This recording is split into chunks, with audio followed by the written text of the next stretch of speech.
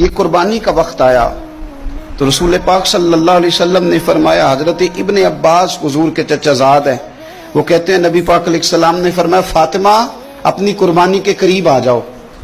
اور گواہ بن جاؤ۔ فرمایا اس کے خون کا قطرہ زمین پہ بعد میں گرتا ہے، اللہ قربانی کرنے والے کے سارے گناہ پہلے معاف فرما دیتا ہے۔ حضرت فاطمہ کی شان اقدس پر بھی ہماری مائیں قربان، ہماری بیٹیاں قربان، کیا انداز ہے سیدہ کا، فوراً پوچھتی ہیں، فوراً امت کا بھلا کرتی، کہتی ہیں یا رسول اللہ صلی اللہ علیہ وسلم یہ صرف اہل بیت کے لیے، یہ سارے مسلمانوں کے لیے۔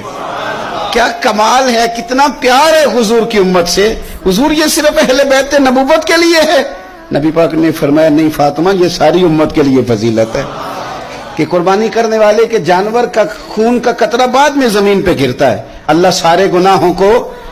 پہلے